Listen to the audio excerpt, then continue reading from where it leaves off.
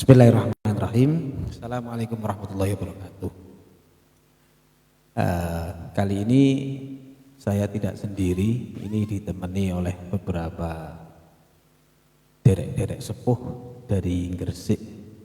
Ini para ahli sejarah. Di sebelah saya ada Mas Danang, ada Pak Kris, ada juga Pak Fatah. Nah, ini para pakar sejarah.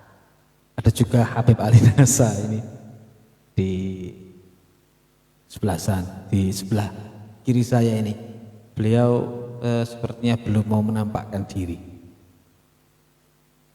Nah, jadi seperti yang tak janjikan kemarin, kita akan sedikit ngobrol tentang apa itu kopi.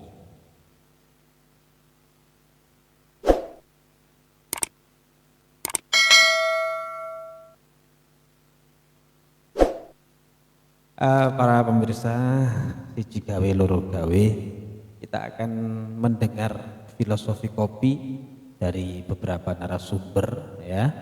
Nanti menurut versi beliau masing-masing, dan apabila konco-konco dulur-dulur pemirsa ada yang punya filosofi kopi yang lain, monggo bisa di-share atau bergabung dengan obrolan kita. Ini hanya sebuah obrolan santai ya.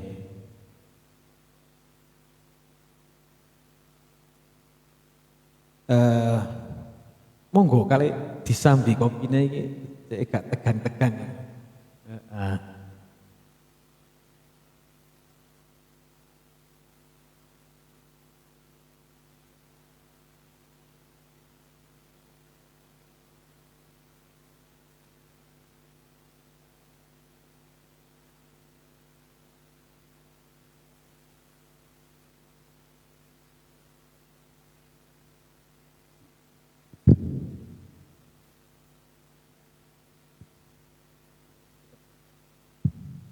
Tes, kecilkan lagi sedikit.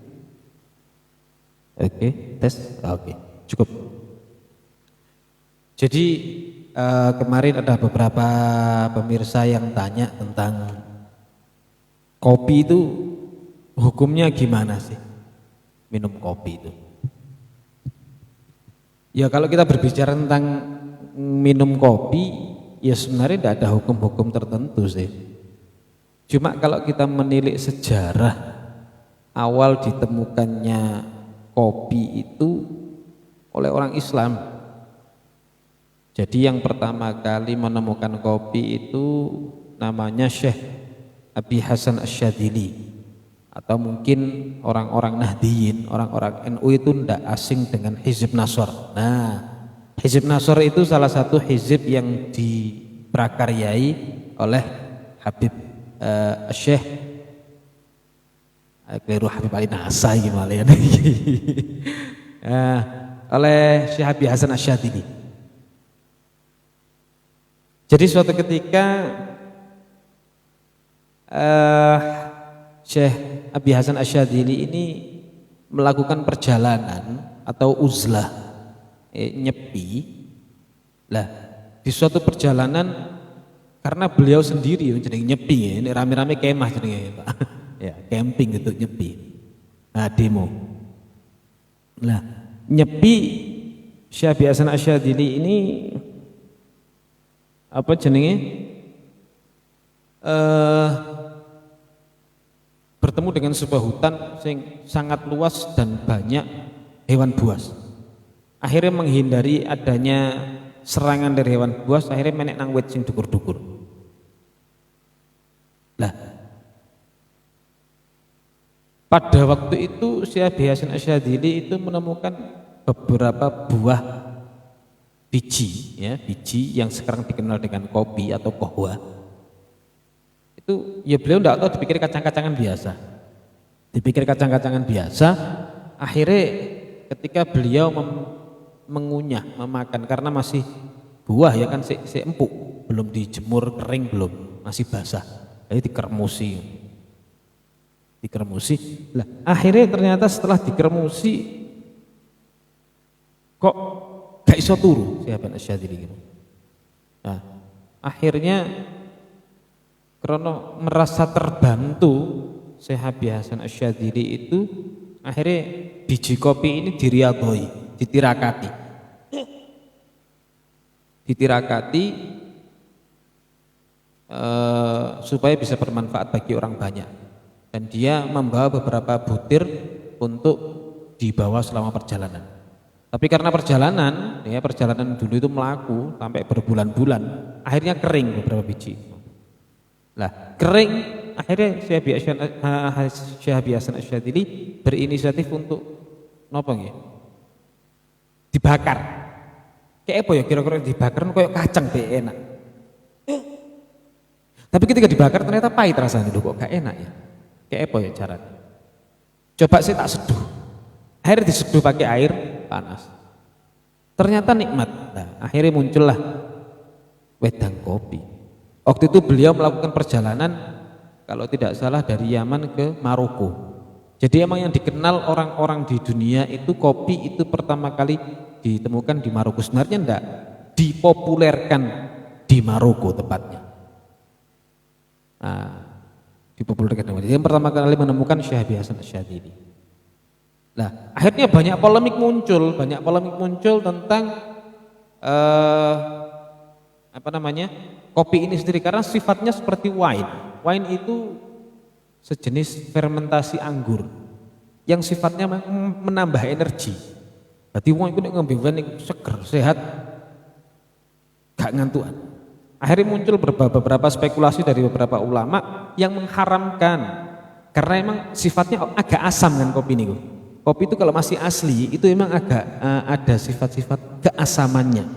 Jadi memang mirip wine atau rum, mirip wine atau rum. Nah, akhirnya banyak muncul spekulasi, muncul perbedaan pendapat dari beberapa ulama. Sebagian besar mengharamkan, ada juga yang menghalalkan karena itu bukan hasil fermentasi, ya kan? Meskipun tanpa fermentasi pun akhirnya mempunyai sifat keasaman yang cukup tinggi. Sehingga membuat tubuh ini susah untuk tidur. Bahkan terkadang iso ngekei sifat anget nang awak. Nah, itu kopi. Nah, beberapa ulama berbeda pendapat. Akhirnya banyak sebagian ulama. Akhirnya ada seorang ulama yang bermimpi bertemu Rasulullah dalam mimpi. Akhirnya karena dia ingat gurunya Syekh Abi Asyadzili senang kopi dan banyak yang mengharamkan bahkan mengkafirkan gurunya iki mau, gak nerimano si santri iki mau takok. Ya Rasulullah, dalam mimpi itu wallahu a'lam kebenarannya. Dalam mimpi tersebut beliau bertanya, bagaimana hukum kopi ini sendiri? Maka kata Rasulullah, halal, dan bagi siapa yang minum kopi dan berzikir bersamanya, maka selama sisa bau kopi itu ada di mulutnya, maka malaikat akan terus mendoakannya. Nah, itu karena hasil perjuangan daripada Syekh Abi Hasan Asyadzili. Nah, mangkane monggo diombe sik kopine.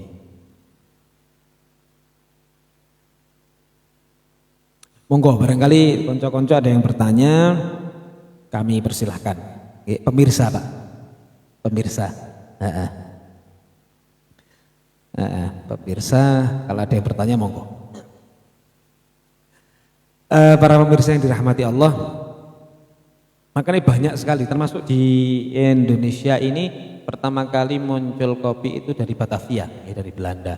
Pada masa itu terjadi pertukaran rempah. Nah, mereka menawarkan salah satunya kopi untuk bertukar rempah Polowijo dengan orang Indonesia. Tadi ya negatif positif juga sebenarnya penjajahan itu sendiri, ya proses pendewasaan untuk negeri kita juga sebenarnya. Karena kata Bung Karno ini kalimatnya ini, dulu kita kuat dalam berperang dan bisa menang karena kita melawan musuh kita. Nah, tapi saiki awak dhewe ngelawan awake dhewe, ngelawan dulure dhewe kan gitu ya dari Bung Karno. Nah, itu yang susah. Ngelawan dulure dhewe, ngelawan boloi dhewe. Padha-padha Jawane, tapi sok londo kabeh ngene lagi. Lali karo Jawane. Jawane awak dhewe dadi menungsa iku kok apa. Nah, kembali ke kopi. Bahkan dalam sebuah riset itu saya pernah membaca eh, 5 cangkir kopi dengan kapasitas 50 mililiter itu bisa mencegah pertumbuhan sel kanker dari dalam tubuh. Tapi syaratnya kopi ini itu pahit. Nah, syukur-syukur gak ada gula, harusnya emang seperti itu. Karena apa? Nah, saya itu dari salah satu guru saya, Syekh Thayyib Hasan Al-Ba'bud, itu beliau itu kalau ngopi itu pahit, apa pahit gak ada gula, lebih sampai gitu. Akhirnya saya bertanya, jenengan ngopi kok pahit ini iki apa gak rusak lambung? Ya udah apa rusak lambung? Wong Syekh Hasan Asyadilai malah gak ada wedang langsung dikemas sak kopi ini, nah dikermus sehat. Lah akhirnya beliau menyampaikan, teko kopi iki awak dhewe dikongkon sinau, Cung. Dikongkon sinau carane nikmati perkara sing pahit. Perkara sing gak enak iku kayak apa carane nikmatono. Karena wong urip iku nek ngelaki enake tok. Kowe wedang kaken gula. Gak kena dirasakno. Tak pikir-pikir, iya. Wong kok urip kok njaluk enak. Syekh Hasan Asyadzili itu juga begitu. Beliau punya banyak filosofi tentang kopi. Lah, akhirnya kula niki eling suatu ketika ada kelompok ateis yang waktu itu memang mengadu domba pemahaman antar umat beragama. Judulnya mereka pakai kristenisasi. Oh, ini ada pertanyaan. Ahmad Nasrullah, Habib Adinas. Ada pertanyaan, bagaimana hukumnya minum kopi luwak yang sebenarnya keluar melalui kotoran hewan luwak? Nek langsung teko silite haram, Pak.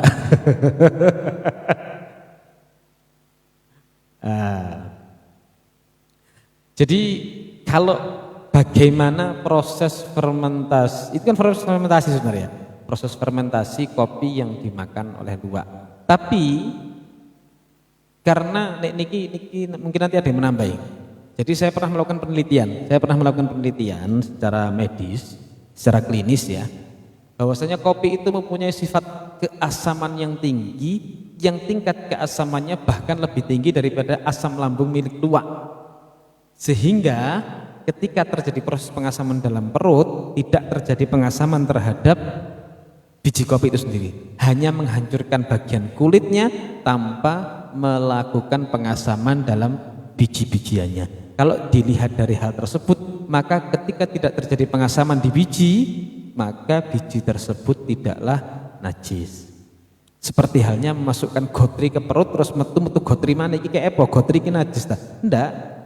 Wis pokoknya dicuci, setelah dicuci bersih, dikeringkan sehingga habislah kadar air dari proses pembersihan kotoran tadi, maka sudah halal kembali untuk dikonsumsi. Itu mungkin sekedar pemahaman secara klinis maupun medis nggih. Jadi insya Allah halal, tapi tergantung proses pembuatannya. Yang penting ojo kopi kucing. Ya, itu bingung nih kopi kucing. Ana cerita soalnya, Pak. Tahu krungu kopi kucing? Nah, jadi bingung dek gak duwe luwak akhirnya ngelek kucing. Lah kucing dikei kopi gak gelem, nah, akhirnya kopi ini diremuk campur sego karo gereh. Gelem, akhirnya metu dadi taek kucing. Nah, dadi taek kucing baru digoreng karo lemah, dideplok campur kopi. Kok rasanya kok ada, Pak? Dicerita, Pak. Kopi ini kok gak enak ngene iya, kopi kucing. Apa ceritanya? Ceritanya iki mau gak kalau ngombe akhirnya. Jadi itu memang biiznillah ya, mungkin itu kuasa Allah juga.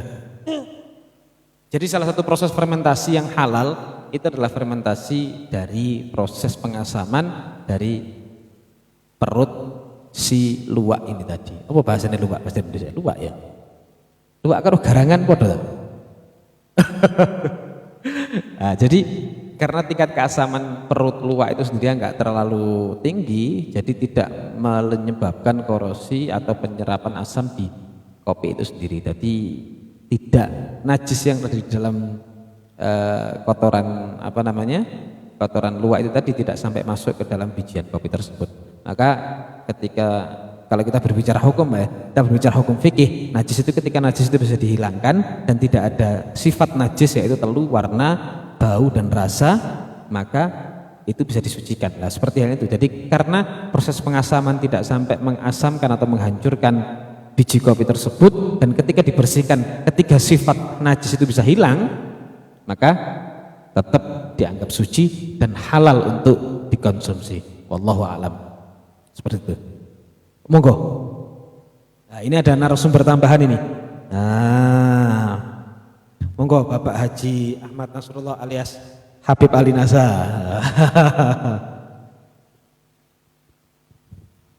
Bismillahirrahmanirrahim. Assalamualaikum warahmatullahi wabarakatuh. Memang secara hukum, kalau memang kopi itu sudah difermentasi atau mungkin sudah dibersihkan dari kotoran-kotoran yang najis, ya halal. Tetapi ada satu hal yang mungkin pernah saya tanyakan ke seorang kiai, ketika biji itu dimakan oleh luwak, kemudian keluar dan masih utuh bijinya utuh, kemudian istilahnya dalam fikih itu masih yambut atau masih bisa tumbuh, itu halal. Jadi biji yang sudah dimakan oleh luwak tadi kemudian masih tidak berubah wujud, dalam arti tetap jadi biji, kemudian kalau ditanam masih tumbuh, itu halal. Nah, itu mungkin sedikit apa yang saya ketahui tentang kopi luwak. Jadi bukan karena harganya yang melambung tinggi kemudian jadikan halal, tetapi ketika biji itu masih bisa tumbuh kalau ditanam, maka hukumnya bisa dikonsumsi atau halal. Itu mungkin pengetahuan saya yang sudah saya ketahui dari seorang kiai, dan mohon maaf kalau mungkin ada kekurangannya. Terima kasih. Assalamualaikum warahmatullahi wabarakatuh. Waalaikumsalam. Lah, jadi loh, ojo pindah Beb, duduk situ aja. Jadi jadi itu tadi, jadi selama proses pengasaman itu tidak sampai merusak ya, tidak sampai merubah bentuk, maka tidak apa-apa. Ya seperti halnya air 2 kolah, kalau tidak berubah sifat-sifatnya tidak masalah, tapi kalau sampai merubah sifat bentuk ya, maka ya muncullah keharaman tersebut.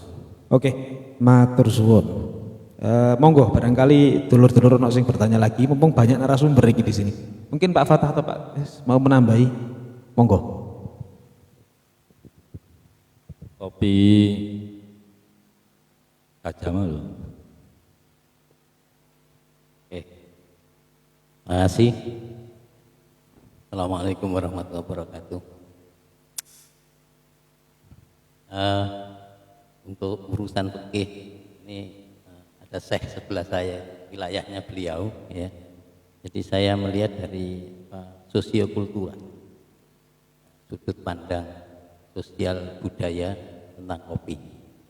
Dan selama ini kita mengenal Gresik ini walaupun tidak memproduksi kopi dalam arti punya kebun kopi, tetapi konsumen kopi insya Allah yang paling besar ini di Gresik. Hampir setiap kurang lebih 50 meter itu ada warung kopi.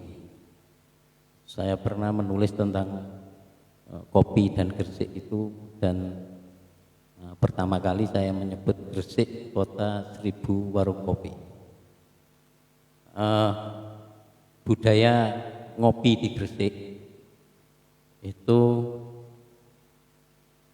ya, budaya ngopi di Gresik itu kaitannya sangat erat dengan santri, kaitannya sangat erat dengan wilayah-wilayah yang berkaitan dengan ritual keagamaan. Dalam hal ini para santri itu banyak mengkonsumsi kopi ya. Kalau di antaranya ada seorang ulama yang menyatakan justru dengan minum kopi itu kalau tujuannya untuk menguatkan zikir di malam hari itu justru lebih baik daripada tidak minum kopi, kemudian wilayah malam yang harusnya itu dekat dengan Allah, ada jalan sunyi, justru tidak dilakukan. Kalau di Gresik itu begini, orang-orang Gresik itu banyak yang bekerja sebagai orang-orang yang melakukan kegiatan pekerjaannya di rumah. Jadi mereka ini pengrajin, apa kopiah, apa konveksi dan sebagainya. Itu biasanya dilakukan sampai malam. Karena itu ketika menjelang setelah sholat subuh untuk yang sepuh-sepuh itu misalnya setelah pulang dari Masjid Jami, ini sepuh ini jalan-jalan sebelum pulang dia akan berada pada satu komunitas warung kopi tertentu sesuai dengan kelompoknya masing-masing dan ngobrol apa saja, baik tentang kegiatan ritual keagamaan maupun yang terkait dengan urusan-urusan duniawi. Satu contoh misalnya orang Gresik ketika menawarkan dagangannya yang tadi sudah dibuat di rumah dan sebagainya, itu bisnis itu bisa dilakukan dan dikomunikasikan di warung kopi, dan mereka banyak yang berhasil justru lewat warung kopi tersebut. Jadi mereka tidak sekedar menikmati nikmatnya kopi, tapi juga memanfaatkan situasi itu untuk bisnis mereka. Tidak hanya itu, bahkan perjodohan pun sering juga dilakukan di warung kopi. Iku anakmu kok ayu itu wis umur piro? Aku dua anak lanang ini. Ayo besanan, itu sering terjadi. Dan kalau kita melihat lebih ke dalam sejarah berdirinya NU, itu justru lahir dari warung kopi.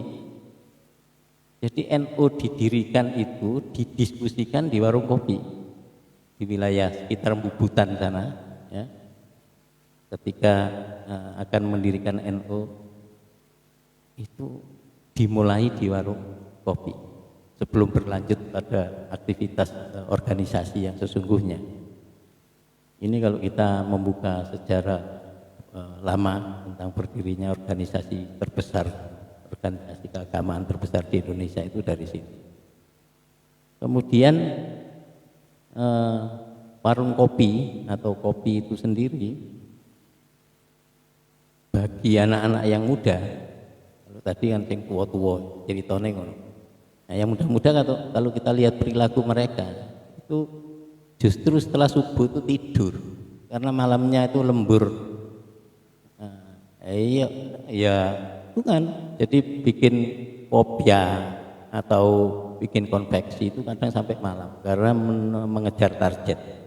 Nah, ngantuknya itu dibalas setelah subuh jam 10 baru bangun. Rata-rata di Gresik kota pada umumnya itu jam 10 siang itu justru anak-anak muda itu banyak yang gerombol di warung kopi untuk melepas lelah, bergurau dengan teman-teman itu di situ. Bahkan uniknya cara memperlakukan kopi itu tidak seperti kalau kita minum kopi terus dalam 1-2 jam misalnya terus dihabiskan begitu saja, enggak. Ada yang orang menyebut itu kopi parkir. Kopi parkir itu begini, sudah pesan kopi, Bu, gawekno kopi, atau Pak, gawekno kopi. Dia tidak di warung itu, ditinggal, setelah pesan ditinggal. Nah, beberapa waktu kemudian balik, enggak dihabiskan, diseruput toh. Nah, ada caranya, ini kopinya siapa, miliknya siapa.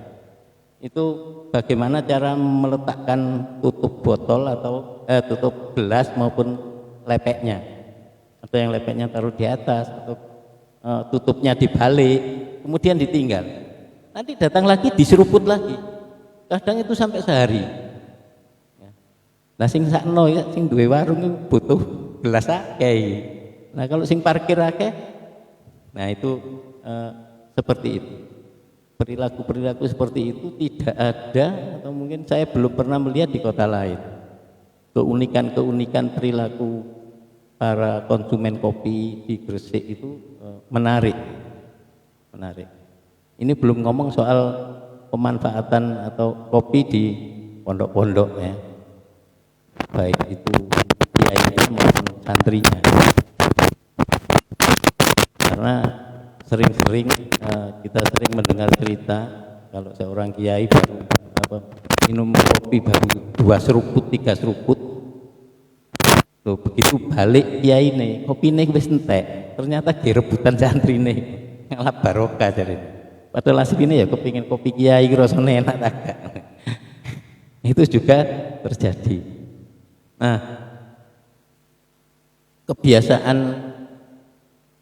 minum kopi di Gresik itu tidak sekedar kopi yang sekarang ini menjamur, ada kopi saset ya, kopi kemasan. Mereka jarang minum kopi-kopi kemasan karena yang disukai adalah kopi-kopi yang asli. Kemudian kopi ini cara memasak airnya pun juga teknisnya beragam. Ada salah satu warung kopi di belakang Masjid Jami Gresik itu unik ya. Jadi ketika menanak air itu tidak hanya sekali saja, kemudian sudah waktunya digunakan untuk menyeduh kopi ya, umep, itu diulangi lagi sampai 3 kali. Nah, umepnya yang ketiga kali itu loh yang digunakan, air yang digunakan untuk menyeduh kopi. Ketika orang-orang kebiasaan seperti itu kemudian minum kopi di luar daerah akan terasa bedanya. Ya. Ada orang menyebut kopi angger-ireng. Ya. Itu banyak kita temukan di kota-kota lain. Tapi kalau di Gresik kopinya masih pekat. Bahkan kopi mumbul, ya, kopi kasar itu dimulai di belakang Masjid Jami, kemudian berkembang di seluruh Gresik. Dan yang menarik lagi, ini yang saya cerita warung kopi yang legendaris di Gresik itu, namanya yang almarhum Cak Rohim. Itu kalau beli kopi itu karungan, berkarung-karung. Cuma nanti yang dipakai itu paling tidak sampai sekarung. Kemudian sisanya dikembalikan lagi ke tokonya. Dipilih yang paling bagus menurut dia. Nah, baru diproses sendiri, mulai dari penggorengan kopi itu sampai diseduh dan digunakan sebagai minuman khas tadi. Jadi uniknya beragam cara dalam sudut pandang sosial budaya di Gresik itu. Ya. Jadi nggak perlu sampai golek-golek kopi luwak, karena kenikmatan kopi Gresik saya bandingkan, saya keliling ke daerah lain, tidak ada duanya. Kalau memang dikelola, diperlakukan seperti yang saya ceritakan tadi. Jadi baik cara memperlakukan kopi, ya, cara memperlakukan kopi sampai dengan bagaimana kopi berpengaruh besar dalam sudut pandang budaya di wilayah kota Gresik yang notabene disebut kota santri, itu menarik sekali. Jadi mungkin itu yang bisa saya sampaikan terkait dengan sudut pandang sosial budaya kopi khususnya di kota Gresik. Ya mungkin Pak Fata bisa nambahi, monggo.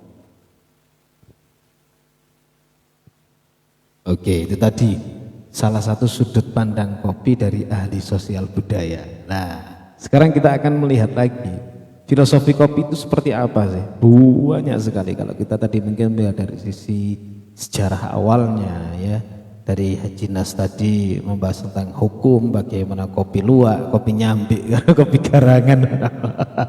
Di sini garangan tak nangin ada.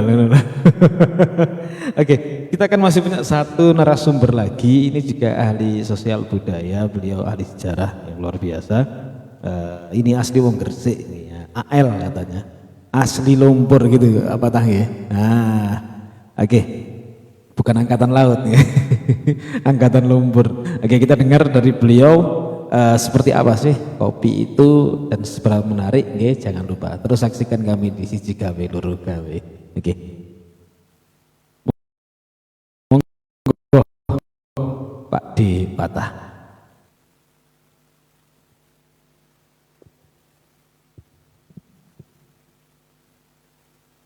Assalamualaikum warahmatullahi wabarakatuh. Menarik ya.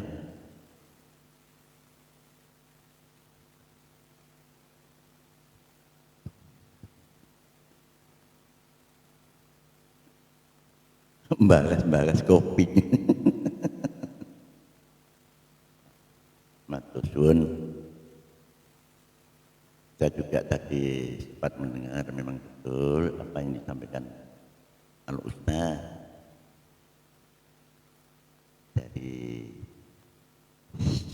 Syekh Ahmad Sadali tadi ya, sejarahnya itu. Pak Kris juga sudah menyampaikan ulasan dari beberapa perkembangan yang ada di Gresik. Cuman Pak Nawak Dewi ya nambahin dia tak ngerti. Ya, kalau bercerita tentang kopi memang sejak kecil juga saya mengalami sendiri, terutama di daerah pesisir laut. Itu juga tidak seperti pekerja-pekerja pada umumnya. Orang nelayan itu kadang-kadang ada yang berangkat ke Segoro ke laut itu kadang-kadang sampai jam 10 malam baru ya berangkatnya itu, terus pulangnya kadang-kadang pagi. Ada yang jam 12 berangkat malam, 12 malam, siang datang baru pulang. Bahkan ada yang sampai nginep. Seorang nelayan, untungnya tidak lali umai. Nah itu juga hal-hal yang ada hubungannya dengan kopi yang bisa bertahan tentang melekan. Soalnya adik nang nelayan terus ditinggal turu ya bingung ya, sampai nyangkut kadang-kadang terjadi. Nah nek nyangkut ya sorok kabeh, jaringnya ya beda kabeh. Ya ini salah satu kenikmatan kopi yang biasa dipakai oleh para nelayan. Dan juga begitu melihat apa yang disampaikan oleh Pak Kris Tak Rohim yang terkenal sejak dulu. Memang betul samping ada kopi istilahnya tuh ya bukan kopi tumbuk bukan. Nah, kopi kasar juga ada kopi kopior Pak. Ada juga. Nah, ada satu peristiwa yang lucu. Ya hampir mirip dengan kasar. Jadi lucunya mungkin ya pertama kali sing ngarai nyepet nang rokok itu yang mungkin wong bersih dicepet. Dan itu sangat menarik. Satu peristiwa teman saya sendiri, Sakroni Pak. Setelah lulus dia berangkat ke Jakarta. Di tengah-tengah ngobrol-ngobrol di warung kopi, dia rokoknya itu disepet beberapa batang rokok lah istilahnya. Nah, pada saat itu kan masih zamannya Orde Baru Pak, yang sangat rentan untuk pengamanan. Wong kumpul sak mini baik kadang-kadang survei enggak, saya mengalami sendiri. Jadi teman saya itu begitu merokok cepet, polisi teko terus jelaskan, Pak dasar apa namanya? Pada saat itu terkenal dengan penelitian tentang bukan ganja, nikotin. Duh, Bapak kalau nyetil ini monggo Pak, saya merasakan sendiri kopinya ini ada rokoknya yang sudah disepet. Kalau Bapak sudah merasakan silakan monggo. Begitu dirasakan, loh iya nikmat ya. Akhirnya enggak ada. Ya, itu zaman Orde Baru, sampean durung ngalami. Jangankan ngopi zaman Orde Baru, mau coba puisi atik ninggung pemerintah langsung dicekel kok. Saya juga pernah mengalami, cuman untungnya tidak kecekel. Kebetulan tampil di GNI Pak, di depan mulai dari Bupati, Kapolres, Kodim dan sebagainya. Tujuan saya itu tidak ada niat apa-apa, tujuan saya benar, saya membaca puisi. Nah, untungnya puisi ini tidak sembarang puisi. Akhirnya intinya mulai saya membaca awal, biar jenderal, biar raja, biar ratu, sampai pengemis semuanya. Siapa sih yang berani melawan dengan kata-kata kullu nafsin dha'iqatul maut? Orang-orang sudah melongo semuanya, padahal mau menangkap saya. Begitu sadar kalau saya ingatkan semacam itu, tidak berani, dia tidak berani ngomong seperti itu. Nah, ini kejadian teman saya dan juga saya, karena peristiwa di zaman Orde Baru. Nah, kembali makna daripada kopi. Wah, kalau pernah saya membaca sejarah, memang penyebar Islam tidak meninggalkan kopi. Seperti sampean sebutkan tadi, Syekh Ahmad Sadali diteruskan dengan penyebar Islam yang lain. Ya intinya tujuannya untuk tirakat. Jadi menambah kekuatan daripada fisik agar tidak lemah, gairah, semangat dalam hal penyebaran agama Islam. Ini sekedar tambahan saja, dan masih banyak seperti tadi. Malah di warung kopi itu bisa menjadikan sebuah keputusan dalam sebuah rapat. Karena itu juga baik Pak Rizal, jadi tidak harus formalitas di kantor dengan meja yang tertata rapi, tapi di warung kopi kalau kita itu bisa memanfaatkan dengan baik, menghasilkan yang positif, tergantung kita sendiri. Itulah sekedar untuk tambahan tentang filosofi kopi. Wah, nanti masih banyak ini, ya cukup lah. Peristiwa-peristiwa yang bisa membuat diri kita tuh, iya ternyata kopi itu banyak manfaat dan fungsinya juga. Ya dipikir, kurang lebihnya saya maaf. Saya akhiri, wassalamualaikum warahmatullahi wabarakatuh.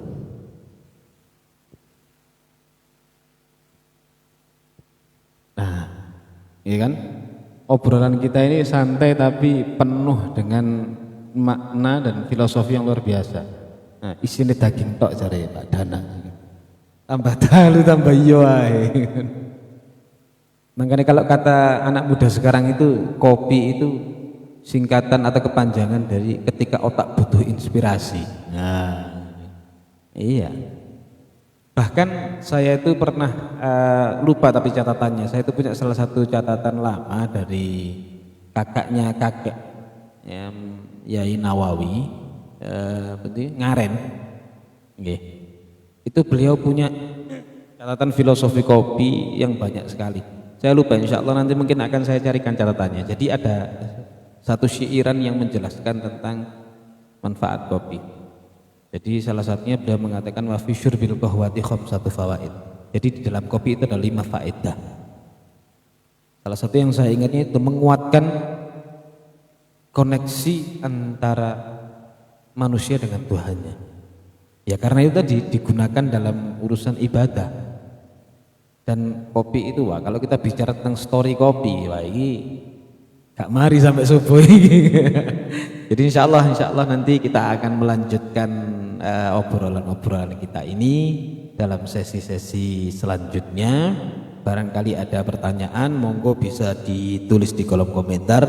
Insya Allah nanti akan dijawab di sesi kedua. Tapi sesi kedua nimbuh, soalnya ngumpul wong ini ya gampang-gampang aja. Ini tidak ada rencana ya Pak Fatah ya. Pak terus tidak ada rencana, nanti santai-santai tiba-tiba kedatangan tamu-tamu agung ini luar biasa. Jadi Kang Setayu. Kopingho. Kalau anak sekarang nggak tahu kopingho, nggak tahu. Wah itu saya itu jadi ingat waktu di pondok dulu ya. Jadi bacaannya itu kopingho. Jadi kopingho itu komik cara saiki novel ya, cerita bergambar tentang silat. Nah, cerita silat itu kopingho. Ada juga nek gak ngono nek Pak Danang iki paling mocoe Mega S ngono iku ya. Freddy Pak Danang ya. Mentok tuku TTS biasanya kan. Oh itu bahagia sekali. Oke, para pemirsa yang dirahmati Allah, insya Allah akan kita lanjutkan pada sesi selanjutnya. Barangkali ada pertanyaan, monggo bisa dicantumkan di kolom komentar. Kita akan melanjutkan ngobrol santainya dari kami, sisi gawe, luruh gawe, dan seluruh kru yang bertugas. Mohon pamit. Assalamualaikum warahmatullahi wabarakatuh.